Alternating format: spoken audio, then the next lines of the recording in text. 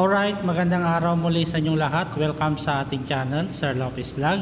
In today's video, we are going to have our mock board examination on the subject Law on Criminal Procedure. CLJ6 ang kanyang course code. Usually subject ito ng mga 4th year criminology students. We will going to evaluate your academic performance pagdating sa subject na ito. Ang mga kasagutan later on, makikita lamang dito sa ating description box. And if you are ready for our mock board examination, let us start question number 1. When a person is detained without the benefit of a warrant of arrest, the prosecutor will determine whether or not there is good cause to place the person under detention and correspondingly be charged in court. This process is called letter A, scrutiny, letter B, invest, letter C, inquest, or letter D, study. Question number 2. One instance of warrantless arrest is when the presence of the arresting officer, the person to be arrested, had committed it. What do you mean by the phrase "in his presence"? Letter A. The offense was reported to the police prior to the arrest. Letter B. The offense was committed within the view of the arresting officer. Letter C. The offense committed within the hearing distance of the arresting officer and immediately preceded to the scene. Or letter D, both B and C. Number 3. If the investigating prosecutor finds just cause to place the person under the custody and the respondent will sign a waiver under the provisions of Article 125 of the Revised Penal Code, the prosecutor shall forward the case to the chairman or city or provincial prosecutor. What is the object of the process? Letter A. To provide assistance of counsel for respondent. Letter B. To conduct preliminary investigation. Letter C. To terminate the inquest proceedings. Or letter D. To deny or approve the application of respondent for probation. Number 4. What is the first requisite the prosecutor must consider before the filing of the case to the proper court? Letter A. The nature of the offense. Letter B. The exact time and date of commission. Letter C. The identity of the accused. Or letter D. Presence of probable cause. Number 5. Before the prosecutor will file the information in court, the prosecutor will attach a document in the information stating that the prosecutor had complied with the section or with section of Rule 112 of the Rules of Court.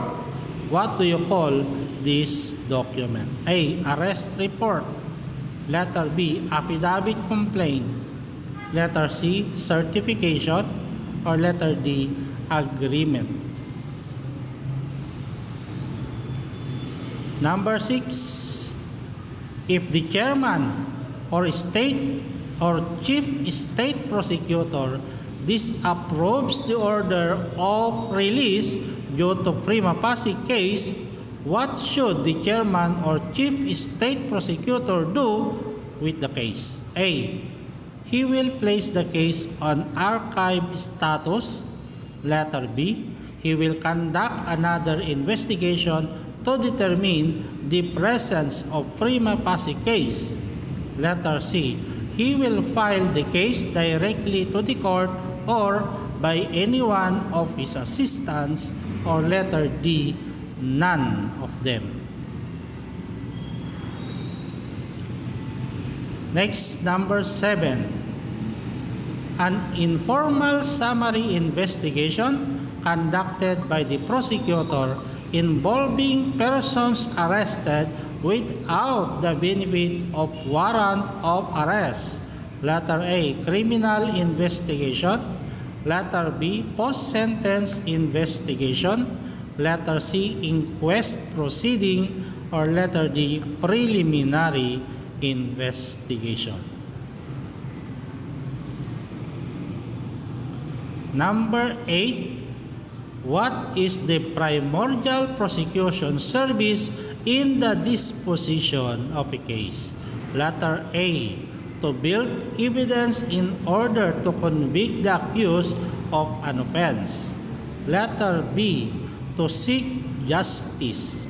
Letter C, to punish the accused. Or letter D, all of the above. Number 9, which of the following constitutional rights of an accused that can be waived? Letter A, right to due process of law. Letter B, right to counsel. Letter C, right to present at the preliminary investigation. Or letter D, none of the above. Number 10, after the submission of the sworn complaint affidavit together with the supporting documents and there is ground to continue with the inquiry, the respondent is required to submit his sworn counter-affidavit. How many days will the respondent submit his sworn counter-affidavit? Letter A, 5 days. Letter B, 15 days. Letter C, 10 days. Or letter D, 30 days. Number 11. Upon receipt of the resolution by the prosecutor, the receiving prosecutor shall act on the resolution. How many days will the prosecutor act on the resolution? Letter A, 15 days. Letter B, 5 days. Letter C, 30 days. Or letter D, 60 days. Number 12. Who has the power to affirm or modify appealed resolution? Letter A, Executive Secretary. Letter B, Chief Executive. Letter C, Senate President. Or letter D, Secretary of Justice. Number 13, I should say. Period within which to conduct preliminary investigation. Letter A, 30 to 60 days. Letter B, 14 to 45 days. Letter C, 40 to 90 days. Or letter D, 60 to 90 days. Number 14, what is the nature of criminal procedure? A, substantive law. Letter B, statutory law. Letter C, procedural law.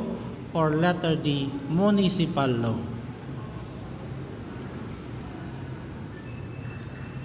Number 15, what law suspended PD 1508? Letter A, Chapter 7, Section 399 to 422 of Republic Act 7160.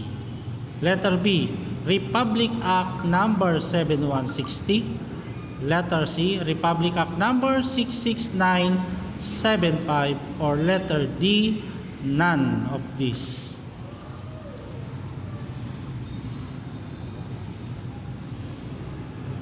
Number 16. Okay, number 16 na tayo. There are cases over which the Luponng on each barangay cannot take cognizance. Which of the following is not one of them? Letter A, offenses punishable by imprisonment exceeding 1 year or a fine exceeding 5,000 pesos. Letter B, offenses where there is no private offended party. Letter C, dispute involving parties who actually reside in such different barangays of different cities or municipalities but adjoin each other. Or letter D, none of these. Number 17, A and B came from the same barangay and were former classmates at Cubao Elementary School. A is fond of joking B, but B got angry and backs A on the face, wherein the latter sustained slight physical injuries. A reported the incident to the police, or A reported the incident to the police station, and the case was investigated.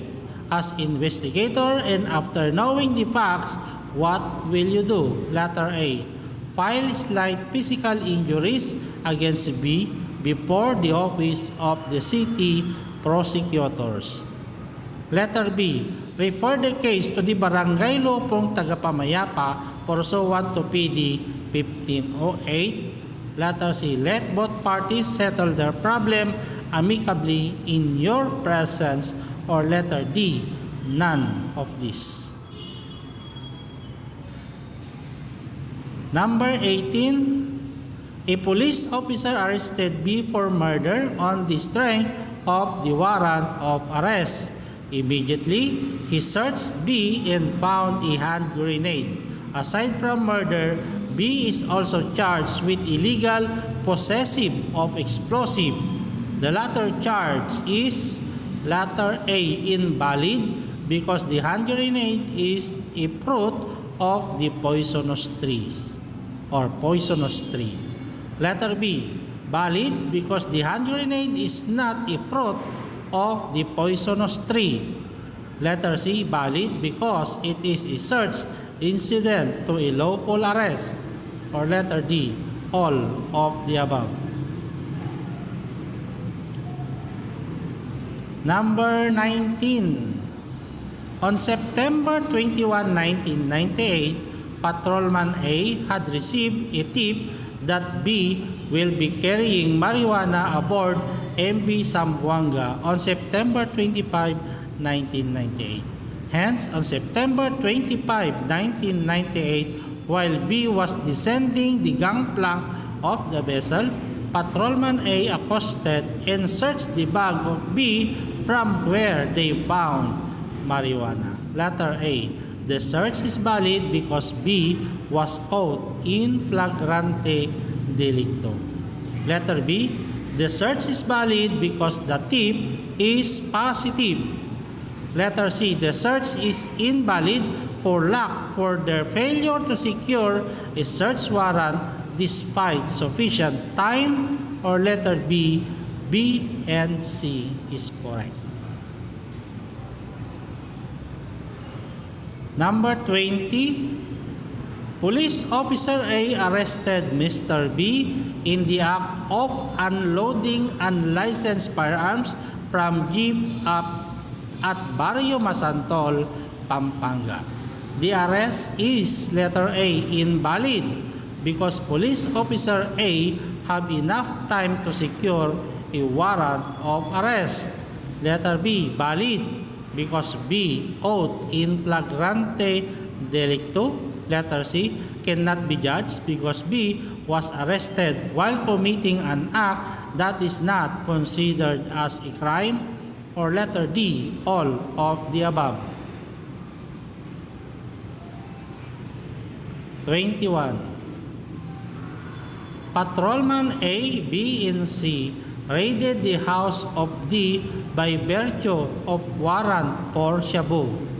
After opening the drawer of the table therein, Patrolman A saw unlicensed caliber 45.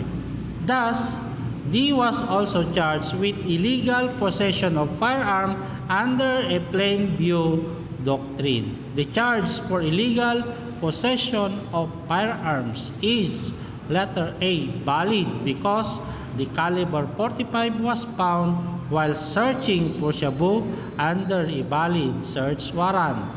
Letter B, valid because the caliber I repeat. Letter B, valid because the caliber 45 is not a fruit of the poisonous tree. Letter C, invalid because caliber 45 is not within the plain view of the raiding team. Or letter D, A and B are correct. 22.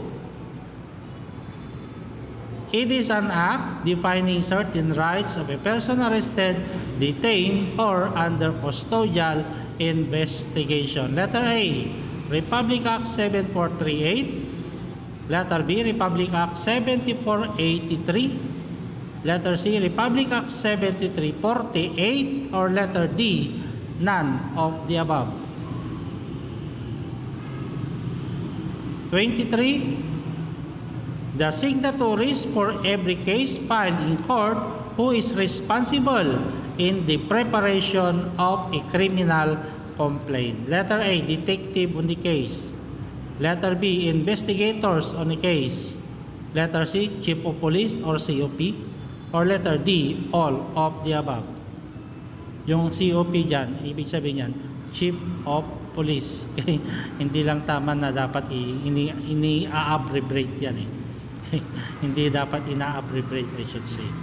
24. Arrest may be made on any day except for holidays. Letter B, any time of the day only. Letter C, any time of the day or night. Or letter D, all of them. 25, last number na tayo. A search warrant should be executed blank. Letter A, on any day except for holidays. Letter B, any time of the day. Letter C, at any time of the day or night. Or letter D, all of them. Okay, so hanggang dito na lamang ang ating self-evaluation. You have to submit your answer. You send the link na nandito sa ating description box. Para naman sa ating mga visitors, you can find the answer later on dito sa ating description box. Alright, so hanggang sa muli, maraming salamat. See you again next meeting.